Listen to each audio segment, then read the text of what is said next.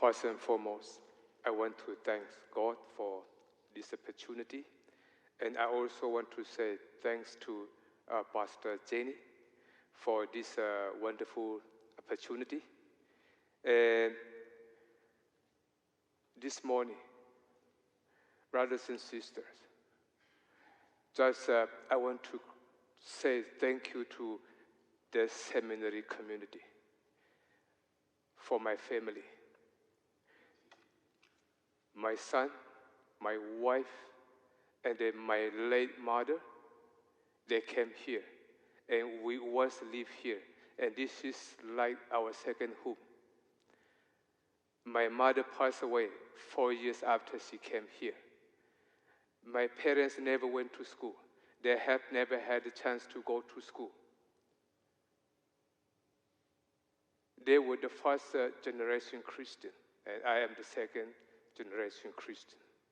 And my mother raised me according to Christian tradition and Christian belief. And eventually, with her prayer and her support, and with the love of God and the guidance and blessings of God, I came here, and you educated me here at Luther Seminary. So I want to say thank you to the seminary for all the blessings, all the care, and all the love for that. And then, secondly, just I want to say thank you to the seminary community, especially people who donated fund for me to come here. I live in Bangkok for 3 months. I was stuck there, and Professor Louis Malcolm sent me the money to survive in Bangkok. Then I received the letter from Murray to come here. And of course, this is the result of President Robin and Professor Hanson, Professor Terry, Professor Mary Hayes, Professor Carrie Simpson, Pastor Jenny, Shana, Murray, and people I don't know who donated the fund for me to come here. I am forever grateful to you. Thank you so much. And I also want to say thank you to the seminary for helping the church in our country. Christians in Burma are mostly come from ethnic minority groups. And they have been persecuted for decades. And you accepted many students from Burma. Between 2008 and 2022, there have been 15 Burmese students you educated here at Luther.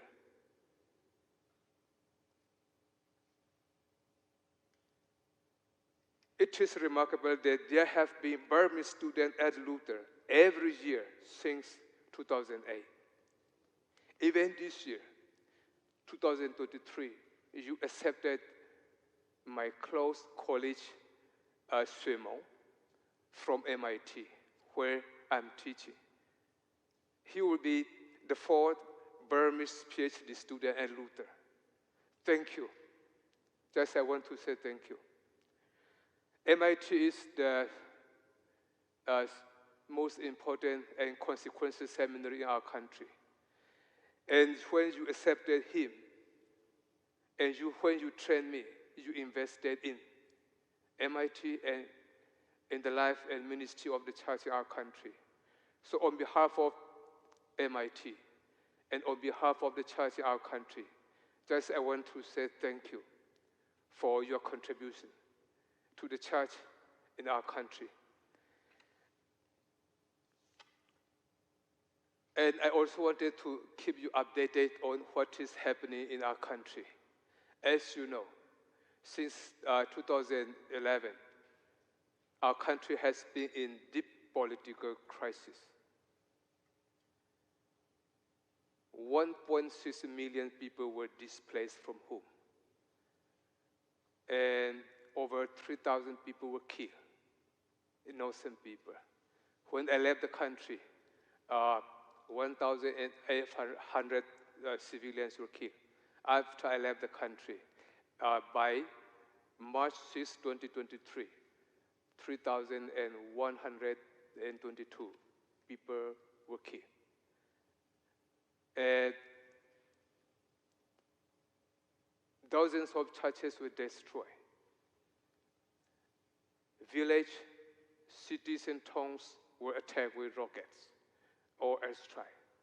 And as I said earlier, hundreds of thousands of people were displaced inside the country, and tens of thousands of them, of course, left the country, and they crossed the border in the west, and they live in Mizoram state of North India.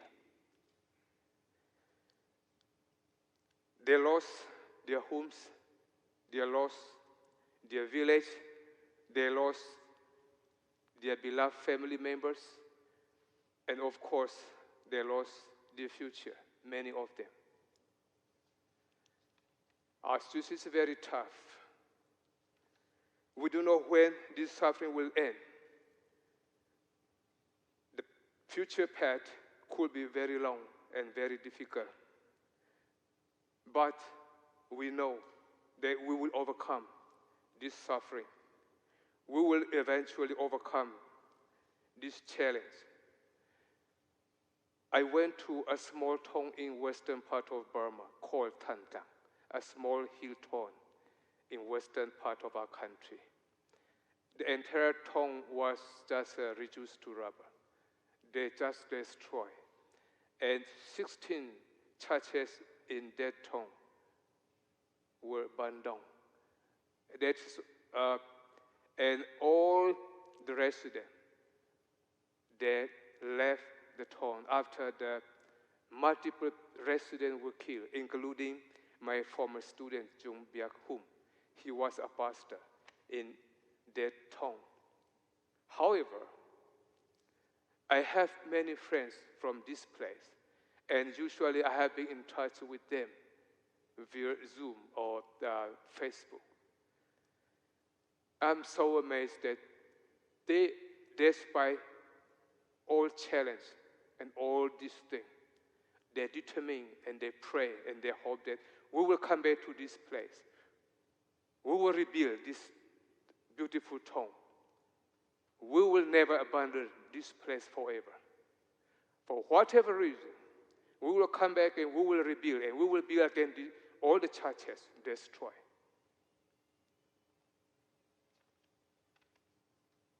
As Paul teaches us in the Bible, sometimes suffering can produce really determination, perseverance, endurance, and hope. That is still true. This was true. This is true, and this will always be true. Despite all challenge, all crisis, people look up to each other. They have, and they share what they have. And we pray that our future will be brighter. Our future will be better, despite everything taking place in the country. We believe, and we always remind ourselves, this crisis will not be there forever. One day, this will be over. We have a long history of persecution, actually, the church in our country. The Japanese came during the Second World War and persecuted the church very badly. Our forefathers, actually, they survived, they overcame. And in the previous military regime, we also had a very tough time, but we survived, we overcome. This time will not be different. With the love and the protection of God, we will overcome. This is what we believe, as a Christian. Dr. King, whom I admire, and of course, my dissertation is about him, say, evil carries the seed of its own destruction. Dictators from Burma to Russia, whoever they appear, eventually, they will be gone. This is what we believe. So, in the end, this evil will be crushed. This darkness will be over. We have no doubt justice will prevail. Light will prevail. Despite everything, we are hopeful. We deeply believe God alone holds the future. Our future destiny is in the hand of God. We refuse to be hopeless because our people, Christians in Burma, and the Burmese people are very strong, resilient, and amazing. We care for each other, and we help each other. As I said earlier, we share what we have. We're hopeful because we also know that people around the world stand with us, especially Christian brothers and sisters around the world. You support us, you stand in solidarity with us. That really matters so much for us. Please continue to support our country. Please continue to pray for our people. And please continue to pray for the church in our country. We are fighting for a better future. We are fighting for a brighter future. We believe God is with us. God is working with us. So, our future is as bright as the promise of God. Despite everything, we believe as a Christian, the future is as bright as the promise of God. With this faith,